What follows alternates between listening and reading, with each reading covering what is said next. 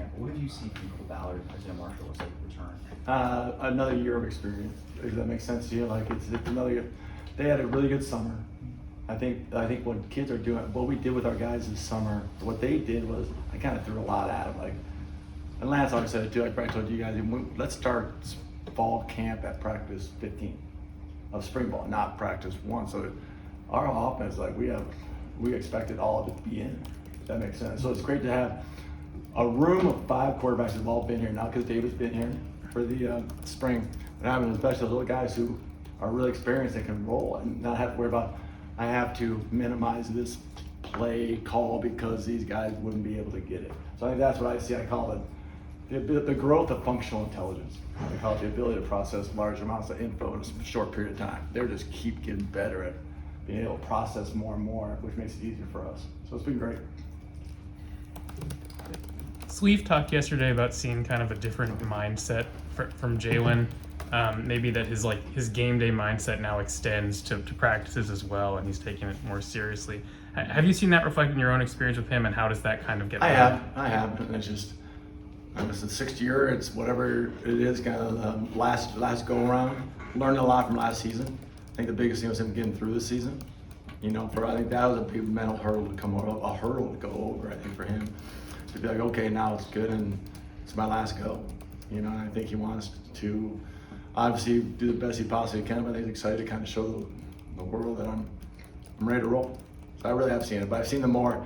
He has always been a really smart, like, QB in terms of picking stuff up from the board and drawing stuff up and processing stuff really fast. I like the confidence he has in being able to do it now.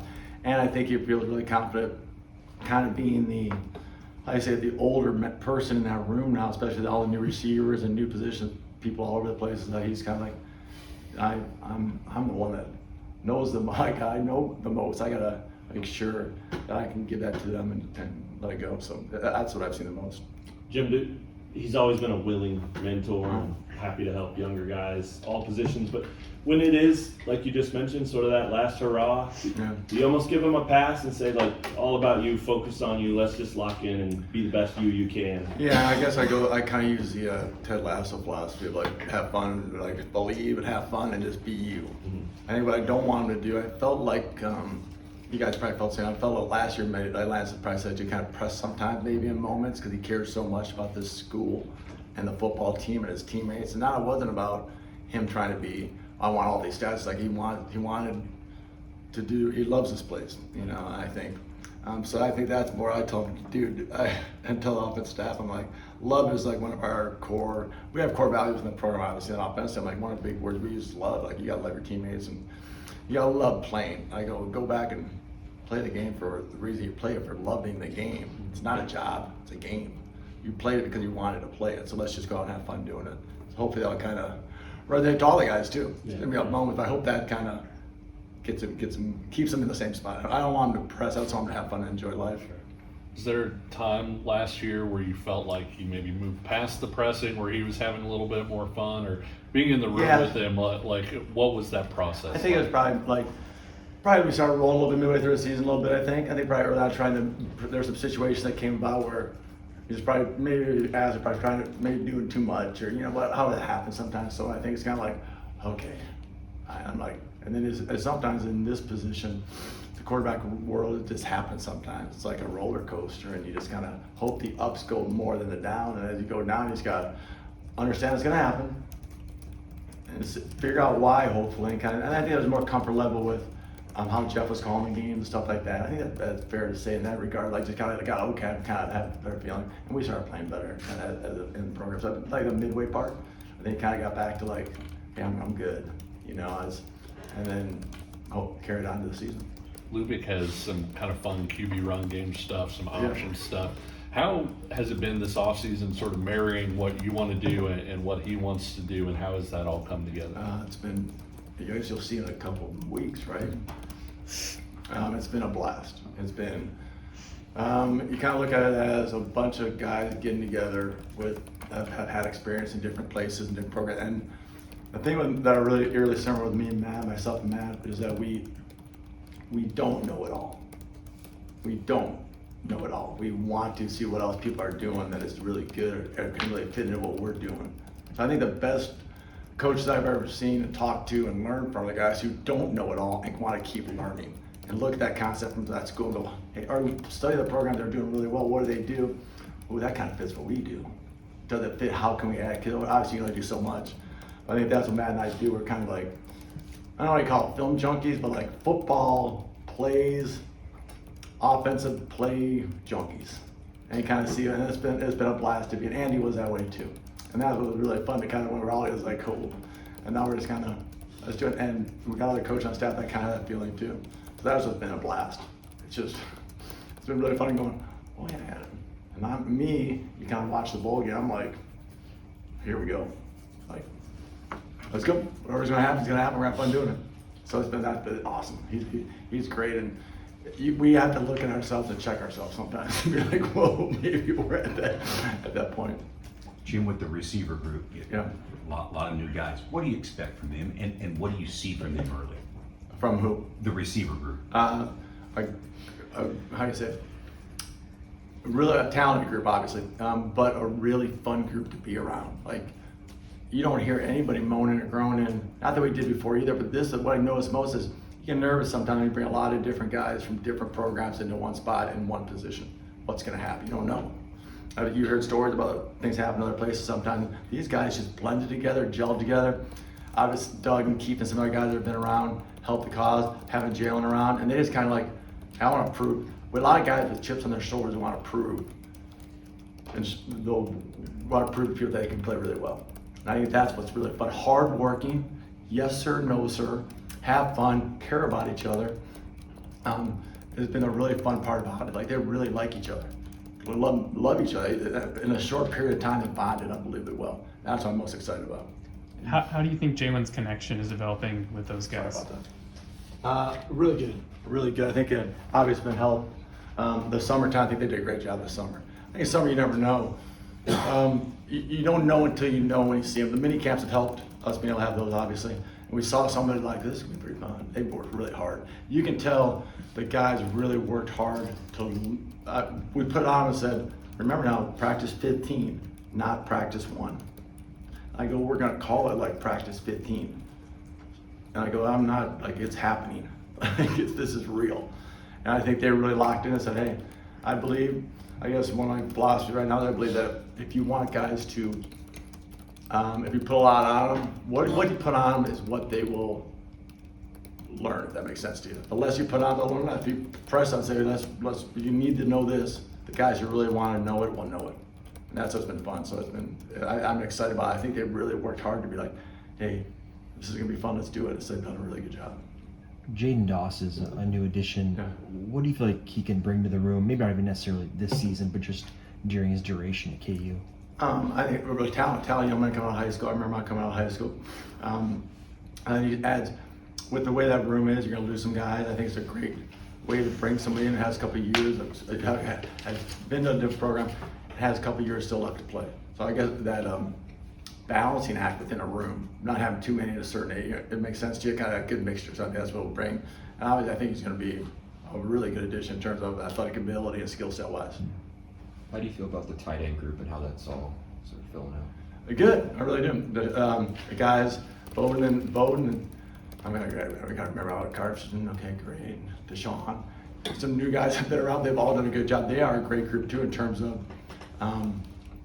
really liking and caring about each other, being very versatile. What they are, like with Lubick obviously coaching them, really smart football-wise too. We put them in a lot of different spots. You know that with our tight ends anyways, with Jerry Case and those guys.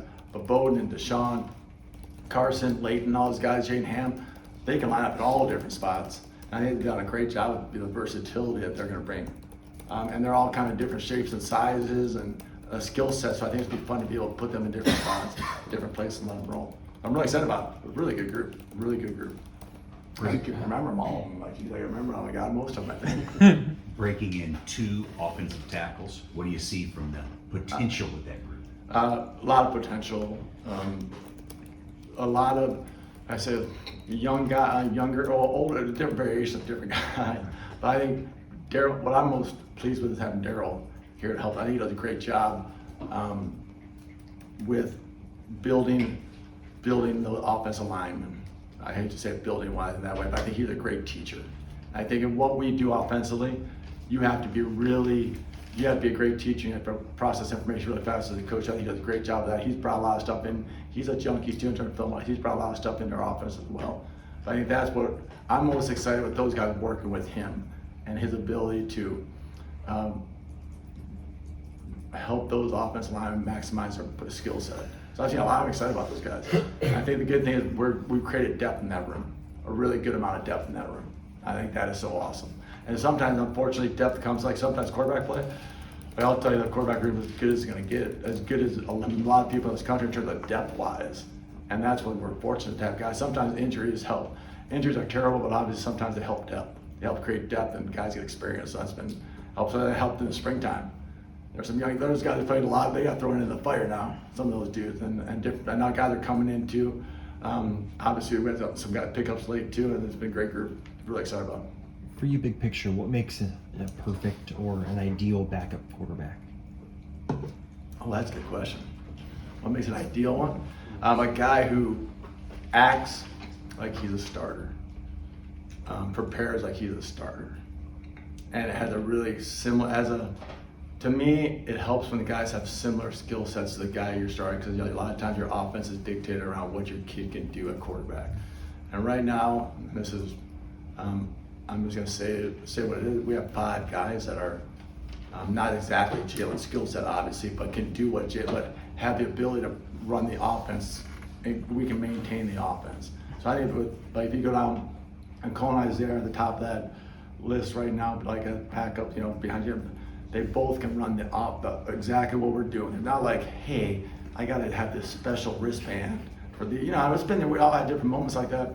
And Cole was really smart initially going to the K-State game as a freshman. Obviously, we did some stuff with Torrey and those guys playing quarterback, Wildcat a little bit more, because we had been down with Jason. We were going down the list pretty quickly. But I think that what makes it best. The guy who really acts like he's trained, prepares like he's a starter, and has a great ability to focus and refocus and process information and give mental and reps, because he's not going to get the same amount of reps. Now, our practice model helps those guys. And you guys have seen, when you get a chance to watch parts of the practice, is a 2 huddle stuff. If you think about 2 huddles in practice, we're doing 2 huddle stuff during this, the 1s and 2s are getting the same amount of reps.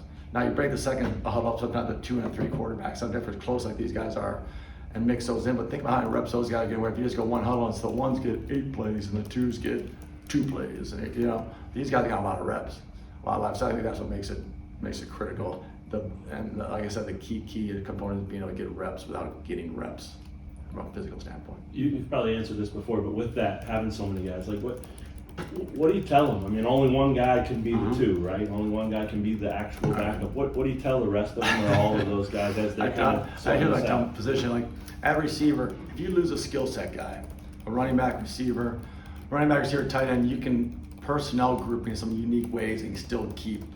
It's not really, if you don't have a second or third tight end, you can put in receiver, you don't have to play, you can put receivers in and so on and so forth. So I tell the quarterbacks it's really simple. Unlike any other position, the number 2 guy is 1 snap away from playing. In our case, it wasn't even a snap when Jay said to play the 1 game. A couple, you're right, you're 1 moment away from playing. And now here's the crazy part, number 3 guy, you're a whopping 2 snaps away from playing. Now here's the crazier part. Number 4 guy, you're 3 snaps away from playing. We can't put a left tackle in to play quarterback. It wouldn't be a great offensive scheme for us. That's all we have. And the 4th guy, the 5th guy is 4 snaps away. So that's how we kind of process. You're not as far away as you think you are. And it could happen in the most critical times. It could be a 2-minute drive and something happens, and maybe and then all of a sudden, let's say you lose one quarterback, and let's say a shoe comes off or some helmet comes off, we have no timeouts left, and there's 20. You got to make a play. We need you to make a play. So that's why I kind of tell them. I don't know if that's a great philosophy to use, but I'm like, dude, you're pretty close. You're closer than you think. And I think that's how they all prepare. It's a fun room, man. Those guys truly pull for each other. I think you see it in practice. They love each other. They really pull for each other. It would be very human for those guys to look at this as it's Jaylen's last year.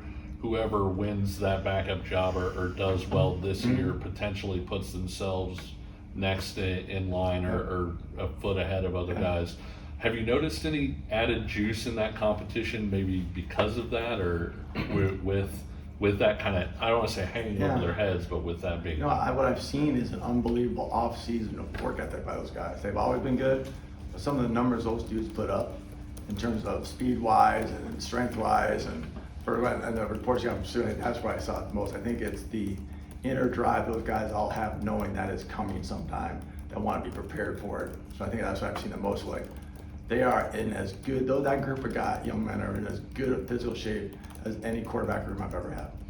I think it's really, especially in this day and age, it's really unique to have 5 young men who are really good players and really want and like understand what is around the corner. And they also understand that besides last year, a lot of times the 2 or 3 kid played. So I think that's also going like, hey, and what we do offensively, we need to be ready. And if you do have those, you get those like moments of when the opportunity comes, you gotta knock that door down. Do you remember any of those numbers, whether it's speed or otherwise? I think it was 39-inch vert by Isaiah. I think something like that. Those kind of moments, like not specific stuff, like the number, the increase they've had. I think Isaiah posted it somewhere. He said that. But yeah, the vertical increase, the speed increases. Holy macro. That's the one. That's what I'm like. I just always remember the plus minus. Like, okay, they increased by a mile and a half, or a vertical jump by 4 or 5. It's pretty cool. I'm like, gosh darn, there. They've always been great work ethic guys, but it's been fun. What does Mikey bring to that dynamic? He brings like just it's really hard when you're maybe not the second or third guy ready, but have the ability level. He brings that like just, calmness is the wrong word, just like kind of brings it all together. Like you have very few guys at the bottom, at the 4 or 5 world that have the same, they keep the same demeanor and positive attitude and excitement for the other guy. He is the, anything you want, coach.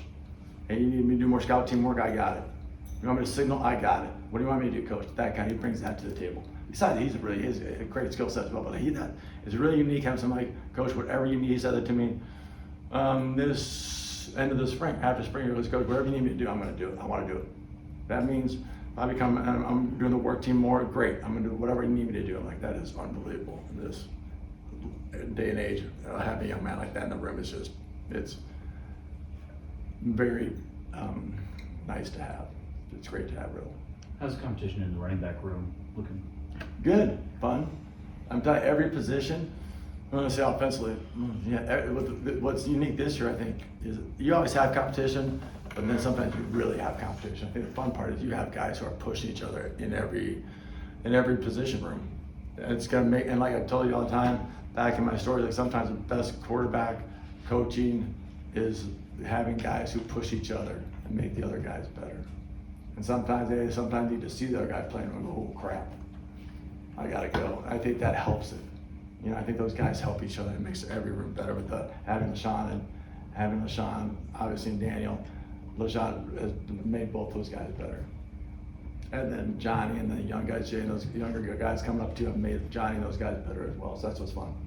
A couple of coaches mentioned yesterday that LaShawn had kind of like rediscovered his joy in football. I mean, what's your perspective on that as a pretty joyous person yourself? Oh, thank you. I think it's a, like I said, like take football out of it. I think sometimes in life, people need a reboot. Sometimes you just need a new job. Sometimes people call it a midlife crisis. Obviously, the young man, but sometimes you just need a new spot. And you've seen it all over. I think he just got in a place where I think a lot of people have been in different jobs, let alone in football. I think a lot of players get to the point of going to, I really want to do this again. I got to work this hard again, and I'm not even having fun anymore because I'm not playing as much, or I'm getting yelled at. And I think it's just, he found a spot where he's like, hey, maybe this kind of fits me, and I need a Ted Lasso type deal going on, an experience where it's right. I mean, it sounds crazy to say, but you need something. I think it's been a reboot with Jay Wall, obviously, coaching them, and then with the way my personality, I think it's helped. And just kind of say, hey, just have fun, enjoy it. I think he's enjoying that. He has found the ability to enjoy for the love of the game again. Like he's loved playing football. Like the kids, you sometimes forget it because some everything's going on. And sometimes you need a different spot to find it again. Are there other players you've worked with who have been on that similar path? Yeah, I can't, now you're asking name, I can't tell you specific names. I'm trying to think about it. Yes, there's moments where I've had, I think every coach in this building has probably had discussions with a kid who come in the room and has said, God, I don't know if I can do this, I don't know if I want to do this anymore or whatever. Or I've had an ability where a kid transfers in because he's so frustrated about his other job and all of a sudden he, like, one thing, maybe one thing is stick it out here and all of a sudden figure something out. It happens a lot at the D3 work because the kids are paying for school. Sometimes a lot of different other things going on also in that world. And all of a sudden it's kind of like, let me find it. So yeah, it's fun when it happens because you can see the smile come back. You know, that's a fun part. I just saw him today. He was laughing. I forgot it was after a play he made or something. Just all of a sudden this big smile came up and I started laughing. I go like, all right, we got a chance. And that's where a lot of the kids are right now. A good spot. Is there any player that sticks out in terms, like a new player who sticks out in terms of retention of the install from spring? Emmanuel Henderson. Just Rapid Valley, he picked it up. Myself being in Alabama and playing, being part of that, and playing. But he picks stuff up exceptionally fast. And being like, see the route, good, I can run it.